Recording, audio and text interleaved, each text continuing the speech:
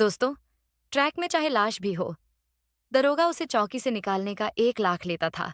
लेकिन आज की रात कुछ अलग थी, क्योंकि आज उसी चौकी के रास्ते से एक ऐसा ट्रक गुजरने वाला था जिसमें बैठी थी आईपीएस पूजा सिंह। सादे कपड़ों में ट्रक ड्राइवर बनकर फिर जो हुआ। दोस्तों, वीडियो शुरू करने से पहले आपसे बस एक छोटा सा रिक्वेस्ट है कि आप मेरी वीडियो कहाँ से देख रहे हैं। Delhi, Mumbai, UP, Bihar, Kolkata, Dubai, London या फिर अमेरिका से आप अपना नाम और पता कमेंट बॉक्स में जरूर लिख दो। आपका नाम और पता मेरे लिए बेहद ही इंपॉर्टेंट है। और हाँ दोस्तों, आपका नाम और पता मुझे पढ़कर बहुत खुशी मिलती है। वीडियो को अंत तक देखना, क्योंकि इस कहानी से आपको बहुत बड़ी सीख मिलेगी। और हाँ, चैनल को सब्सक्राइब करना मत भूलिए, क्योंकि आगे और भी रोमांचक कहानियां आने वाली हैं। तो चलिए, अब कहानी को शुरू करते हैं। दरअसल रात के 10 बज चुके थे। शहर की चहल पहल अब थम चुकी थी, पर हाईवे पर ट्रकों की आवाजाही अब भी चालू थी। अंधेरा घना था, लेकिन चौकी नंबर 9 की रोशनी और वहां खड़े दरोगा शंकर यादव की आंखें पूरी रात जागने के लिए तैयार थीं। दरोगा शंकर यादव एक ऐसा नाम जिसे इलाके के ट्रक ड्राइवर तक सुनते ही डर जाते थे।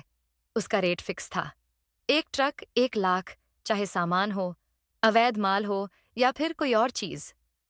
उसकी नजर में इंसान की कीमत भी ट्रक के टायरों से कम थी। लेकिन आज की रात कुछ अलग थी, क्योंकि आज उसी चौकी के रास्ते से एक ऐसा ट्रक गुजरने वाला था जिसमें बैठी थी आईपीएस पूजा सिंह।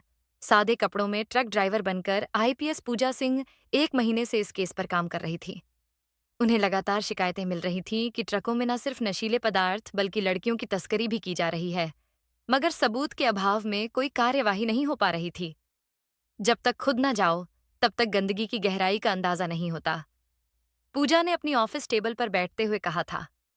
उसने साधारण कुर्ता पायजामा पहना, बालों को दुपट्टे से ढका और ट्रक ड्राइवर विजय के साथ निकल पड़ी। उस रास्ते पर जो हर रात एक नई काली दास्तान लिखता था, ट्रक नंबर आरजे 14 जी ई 6 धीमे धीमे चौकी के पास पहुंचा। विजय ने पूजा की ओर देखा, जो ड्राइविंग सीट पर बैठी थी। उसकी आंखों में घबराहट नहीं थी, बल्कि एक गहरी शांति और अटूट संकल्प था। पूछेगा नाम तो क्या बताना है? विजय ने धीमे स्वर में पूछा। बोल देना पूजा नहीं। पुष्पा, पूजा ने मुस्कुराते हुए कहा। नाम याद रख लेना, वरना कहानी वहीं खत्म हो जाएगी। चौकी पर दरोगा शंकर यादव खड़ा था। उसने ट्रक को रुकने का इशारा किया। पूजा ने ब्रेक दबाया। कहाँ जा रहे हो? रात के इस वक्त दरोगा ने आंखें सिकोड़ते हुए पूछा। साहब, माल लेकर जयपुर जा रहे हैं। पूजा ने जानबूझकर गला खंखारते हुए ड्राइवरी अंदाज में बोला। माल देखा है।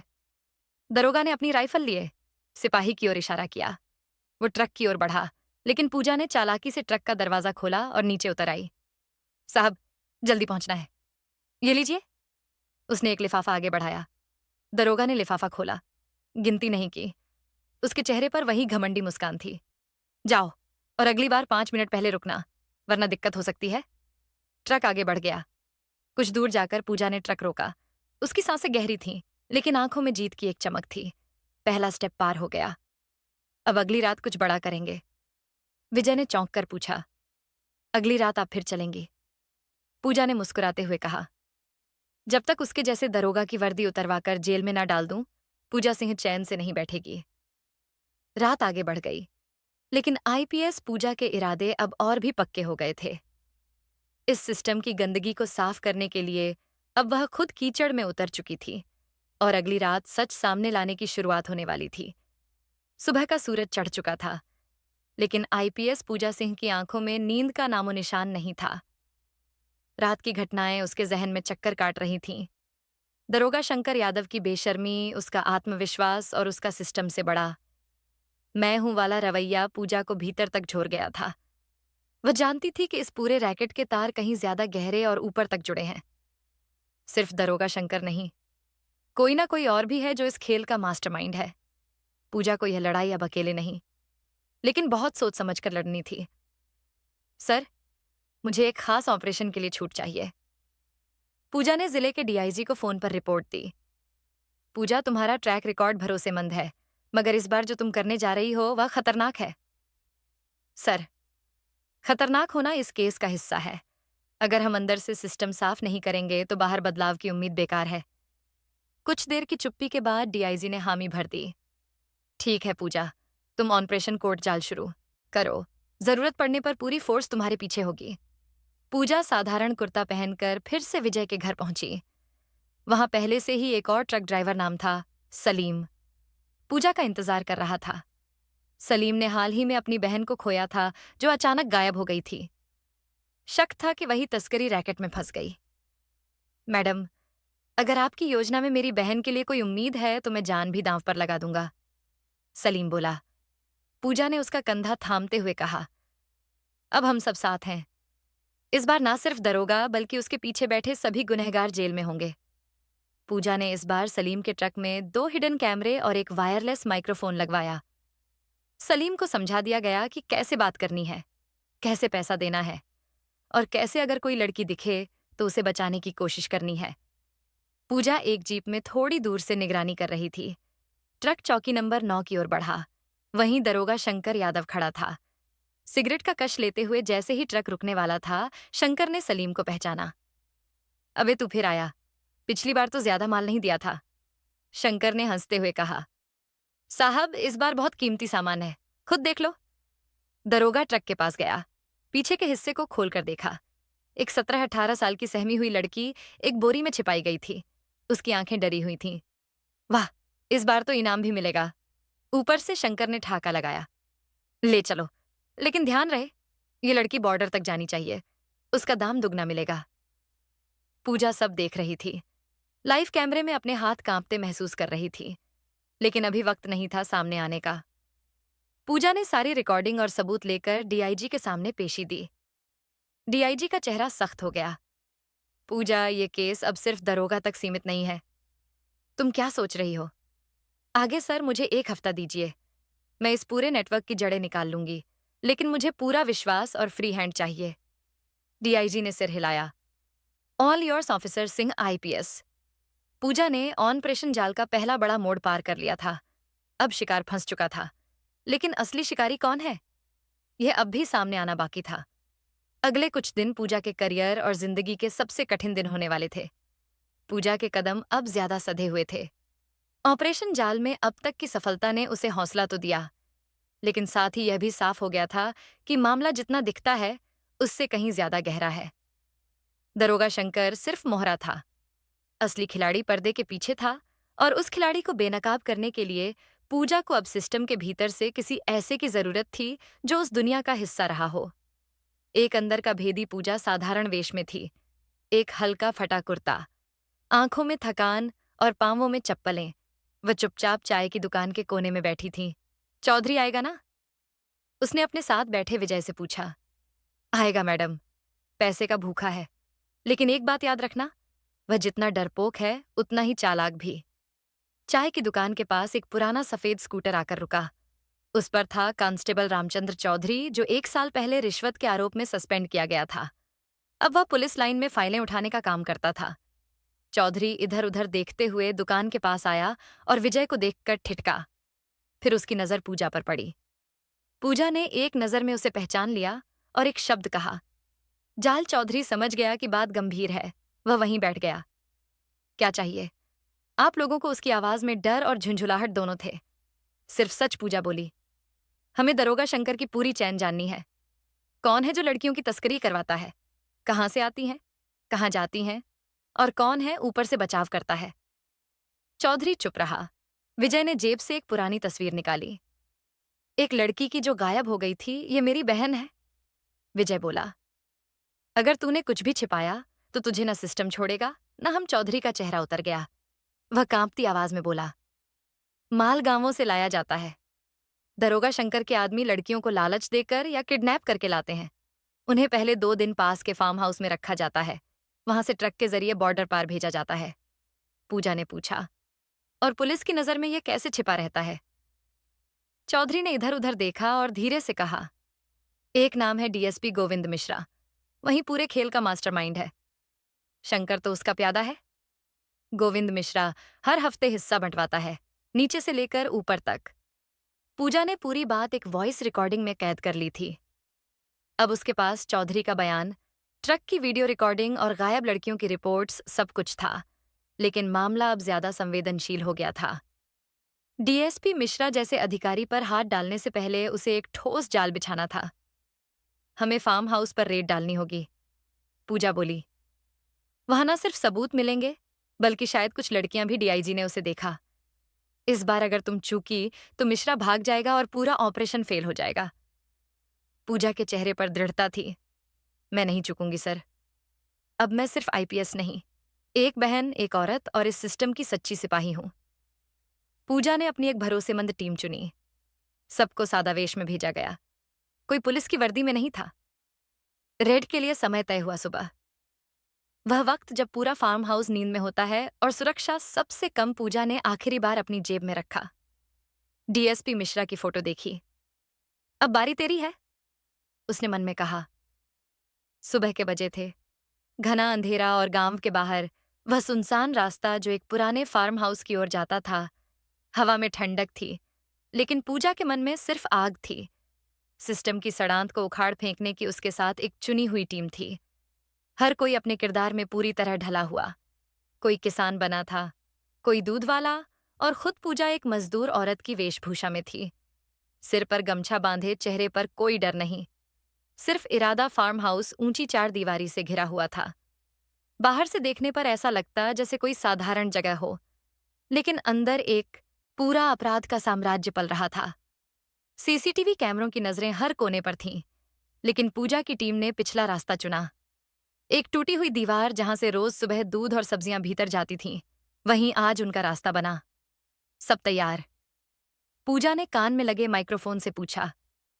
हाँ मैडम, 2 मिनट में हम अंदर हैं, विजय की आवाज आई। पूजा ने एक गहरी सांस ली और कंधे पर टंगी रस्सी को कसकर पकड़ा। दीवार फते ही सामने एक छोटी सी झोपड़ी दिखी। झोपड़ी के अंदर से हल्की सिसकियों की आवाज आ रही थी। पूजा ने इशारा किया और दरवाजा खोला। अंदर 3 लड़कियां बैठी थीं, डरी हुई, सहमी हुई। उनकी आंखों में नींद नहीं, सिर्फ खौफ था। पूजा ने धीमे से कहा, घबराओ मत, हम पुलिस वाले हैं, तुम्हें आजाद कराने आए हैं। लड़कियों की आंखों में एकाएक उम्मीद की किरण जागी। मैडम, हमें बचा लीजिए। हमें यहां हर रोज नए नए लोग दिखते हैं, ट्रक में भरकर कहीं भेज देते हैं, एक लड़की ने कांपते हुए कहा। इसी बीच विजय का इशारा आया। मैडम, मुख्य हॉल में 6 आदमी हैं, हथियार भी हैं। पूजा ने संकेत दिया। एक्शन। पूजा ने मुख्य गेट पर तैनात दरबानों को चुपचाप पकड़वाया। भीतर अचानक घुसते हुए पुलिस टीम ने फुर्ती से हर कमरे की तलाशी शुरू कर दी। अंदर एक बड़ा हॉल था, जहां कुछ मर्द शराब और जुए की महफिल में डूबे हुए थे। हाथ ऊपर करो, तुम सब गिरफ्तार हो, पूजा की तेज आवाज गूंजी। कुछ मर्दों ने भागने की कोशिश की, लेकिन पूजा ने पहले ही दोनों दरवाजों को बंद करवा दिया था। चंद मिनटों में सबको काबू में कर लिया गया। विजय ने एक संदूक खोलकर दिखाया। उसमें कई नकली आधार कार्ड, पासपोर्ट और विदेशी नंबरों की लिस्टें थीं। यह तो ट्रैफिकिंग का पूरा नेटवर्क है, पूजा ने बुदबुदाते हुए कहा। और तभी एक व्यक्ति को लाते हुए सिपाही बोले, मैडम, यह आदमी खुद को डीएसपी गोविंद मिश्रा का खास आदमी बता रहा है। पूजा ने उसे देखा। चेहरे पर घबराहट थी, पर आंखों में अकड़। नाम धर्मवीर, मैं सिर्फ ड्राइवर हूं, उसने कहा। झूठ बोलता है, पीछे से एक लड़की चीखी। यही हमें लाने ले जाने का काम करता है, इसी ने मेरे भाई को धमकाया था। पूजा ने बिना देर किए सबकी गिरफ्तारी के आदेश दे दिए। डीएसपी मिश्रा के खिलाफ केस अब और मजबूत हो चुका था। फार्म हाउस से न केवल लड़कियां मिलीं, बल्कि नेटवर्क की जड़ें, सबूत और नाम, सब कुछ। रेड की खबर तेजी से मीडिया में फैल चुकी थी। डीआईजी खुद पूजा से मिलने आए। बेहद शानदार काम पूजा, उन्होंने कहा। अब मिश्रा की गर्दन हमारे हाथ में है। पूजा के चेहरे पर थकावट थी, लेकिन उसकी आंखों में जीत की चमक थी। सर, अब अगला कदम मिश्रा की गिरफ्तारी। और उसके बाद? डीआईजी ने पूछा। पूजा थोड़ी देर चुप रही, फिर बोली, उस मंत्री का नंबर है जो इसे बचाता रहा है। पूरा जिला थरथरा गया था। फार्म हाउस रेड की खबर आग की तरह फैली, और उसके साथ ही एक नाम, डीएसपी गोविंद मिश्रा। अब तक अपनी रुतबे से लोगों की जुबानों पर ताले जड़ देने वाला मिश्रा अब खुद जांच के घेरे में था। लेकिन गिरफ्तारी आसान नहीं थी। वह पुलिस महकमे का हिस्सा था, और उसे बचाने के लिए कई रसूखदार लोग मैदान में उतर चुके थे। पूजा अपने ऑफिस में बैठी थी। मेज पर सजी फाइलों के ढेर में वही सबसे मोटी फाइल खुली थी। Govind Mishra case. Madam, CBI की कोऑर्डिनेशन टीम लाइन पर है, विजय ने सूचना दी। कनेक्ट करो। सीबीआई अफसर ने कहा, हमने आपके द्वारा जुटाए सबूतों को वेरीफाई कर लिया है। गोविंद मिश्रा का नाम मानव तस्करी नेटवर्क की रीढ़ में दर्ज है। आप चाहे तो उसे अरेस्ट कर सकती हैं। पूजा ने मुस्कुराकर कहा, मैं इसी जवाब का इंतजार कर रही थी। पूरे इलाके में हलचल थी। मीडिया वालों को भनक लग चुकी थी, लेकिन पूजा ने सबको चकमा देने के लिए सिर्फ 3 गाड़ियों के काफिले में निकलने का निर्णय लिया। वह जानती थी, मिश्रा को गिरफ्तारी से पहले सचेत करना मतलब साक्ष्यों का सफाया। चौकी इंचार्ज, आप पीछे से अंदर जाइए, फ्रंट डोर मैं लूंगी, पूजा ने वायरलेस पर कहा। बंगले के गेट पर तैनात गार्ड जैसे ही कुछ बोलने लगा, पूजा ने अपना आई कार्ड दिखाया। आईपीएस पूजा सिंह, स्पेशल रेड वारंट है। गार्ड सकपका गया। पुलिस फुर्ती से अंदर घुसी। हॉल, बेडरूम, स्टडी, हर जगह तलाशी शुरू हो गई। मिश्रा ड्राइंग रूम में बैठा विस्की पी रहा था, जैसे उसे सब पता था। तो आखिर तुमने वही किया जिसका डर था, उसने गिलास रखते हुए कहा। और तुमने वही किया जिसका सबूत हमारे पास है, पूजा ने जवाब दिया। तुम एक औरत हो, आईपीएस बनकर क्या समझी खुद को, देवी? नहीं, मैं वह आईना हूं जिसमें तुम्हारा असली चेहरा दिखेगा। इशारा करते ही पुलिस वालों ने उसे हथकड़ी पहनाई। तुम्हें इसका अफसोस होगा पूजा, बहुत अफसोस। न्याय के रास्ते पर चलने वालों को अफसोस नहीं होता मिश्रा, सिर्फ तुम्हें होगा। डीएसपी मिश्रा को जब जेल में दाखिल किया गया, कैमरों की फ्लैश लाइट्स की गूंज में उसकी आंखों की रोशनी बुझ चुकी थी। मीडिया ने इसे बड़ी गिरफ्तारी करार दिया, लेकिन पूजा जानती थी, ये सिर्फ शुरुआत है। उसी शाम पूजा को एक अज्ञात नंबर से कॉल आया। बहुत चल ली बहादुरी, अब खेल उल्टा चलेगा। तुम्हारी बहन कॉलेज जाती है ना, अकेली? फोन कट गया। पूजा का चेहरा कठोर हो गया। अब लड़ाई सिर्फ ड्यूटी की नहीं रही, ये निजी हो गई थी। पूजा की आंखों में अब सिर्फ कानून की चिंगारी नहीं थी, अब उसमें एक बहन की बेचैनी भी शामिल हो गई थी। फोन पर मिली धमकी ने उसकी आत्मा को झकझोर दिया था। वह जानती थी, जैसे जैसे वह सच्चाई के करीब पहुंचेगी, दुश्मन और ज्यादा खतरनाक होते जाएंगे। लेकिन अब पीछे हटना नामुमकिन था। पूजा की छोटी बहन अनुष्का अब भी पढ़ाई में जुटी थी। दीवार पर लगी आईपीएस दीदी की तस्वीर उसे हमेशा प्रेरणा देती थी, लेकिन आज दीवार के उस पार खामोशी कुछ ज्यादा ही डरावनी लग रही थी। पूजा ने दरवाजा खोला और अंदर आई। अनुष्का ने मुस्कुराकर कहा, दीदी, आप इस वक्त? पूजा ने उसकी किताबें बंद की और बोली, कल से कॉलेज नहीं जाना है। मैं तुम्हारे लिए नया अरेंजमेंट कर रही हूं, पर दीदी यह कोई बहस नहीं है। अब सिर्फ मेरी बहन नहीं हो, तुम मेरे लिए जिम्मेदारी हो, और दुश्मनों की आंखों का निशाना भी। पूजा की आवाज में वह डर नहीं था जो हारने वाले में होता है, उसमें वह सख्ती थी जो अपने अपनों को खोने का खतरा झेल चुके लोग जानते हैं। पूजा ने विजय को बुलाया। अनुष्का के लिए एक शिफ्टिंग प्लान तैयार करो, उसका नाम किसी फाइल में ना हो और कोई भी पुलिसकर्मी ना भेजा जाए। हम जिस सिस्टम से लड़ रहे हैं उसमें मुझसे ज्यादा गद्दार भीतर बैठे हैं। विजय ने सिर हिलाया और बोला, मैं समझ गया मैडम, किसी पर भरोसा नहीं करेंगे। पूजा खुद कार ड्राइव कर रही थी अनुष्का को लेने के लिए, लेकिन जैसे ही गाड़ी मोड़ पर पहुंची, एक बाइक सवार ने तेजी से कार के सामने ब्रेक मारा। पूजा फुर्ती से गाड़ी रोकी और नीचे उतरकर उस बाइक सवार को पकड़ा। उसकी जेब में एक चिट्ठी थी। बहन तो बहाना है, निशाना तुम हो। IPS madam. पूजा ने उसे वहीं अरेस्ट कराया, लेकिन यह साफ हो गया था कि वह सिर्फ मोहरा था। असली खिलाड़ी अब भी पर्दे के पीछे था।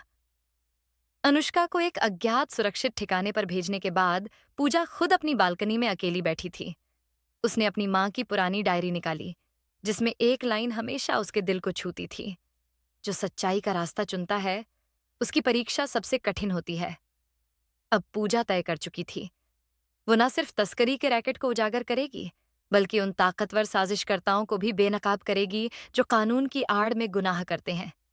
पूजा की जिंदगी अब 2 मोर्चों पर लड़ाई बन चुकी थी, एक अपराधियों के खिलाफ और दूसरा सिस्टम के अंदर बैठे गद्दारों के खिलाफ।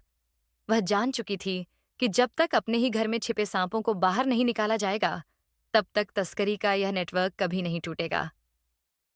पूजा की नजरें स्क्रीन पर जमी थीं। फार्म हाउस रेड के बाद जिन लोगों ने इंटरनल इंफॉर्मेशन लीक की, उन्हें ट्रैक किया जा रहा था। अचानक एक स्क्रीन पर कुछ दिखा। डीएसपी गोविंद मिश्रा की गिरफ्तारी से एक दिन पहले एक मेल भेजा गया था, जिसमें रेड की जगह और टाइम बताया गया था। Mail ID Vijay Sen, police secure. Mail पूजा का चेहरा सख्त हो गया। विजय वही था जो उसकी टीम का हिस्सा था और हमेशा वफादार दिखता था, लेकिन मेल देखकर शक की सुई उसी पर टिक गई। विजय, ये मेल आईडी तुम्हारी है? विजय चौंका। मैडम नहीं, ये तो किसी ने बनाया होगा। मेरा नाम यूज किया है। सबूत तुम पर है, लेकिन मैं फैसला जल्दी नहीं करूंगी। तुम्हें सस्पेंड नहीं कर रही, लेकिन अब हर कदम मेरी निगरानी में होगा। विजय कुछ कहना चाहता था, लेकिन पूजा की आंखों में विश्वास की जगह सन्नाटा था। पूजा अब अकेले ही एक ऐसे अफसर से मिलने गई जो कभी गोविंद मिश्रा का जूनियर रहा था। उसका नाम था रंजीत ठाकुर। आपको नहीं पता मैडम? मिश्रा अकेला नहीं था जो सबसे ऊपर बैठे हैं। वह तो अब भी खुलेआम घूम रहे हैं। आप जिसके पीछे हैं, वह असली खिलाड़ी नहीं। तो असली खिलाड़ी कौन है? पूजा ने पूछा। रंजीत ने इधर उधर देखा, फिर बोला, एसपी राजीव मल्होत्रा। पूजा जैसे बर्फ में जम गई।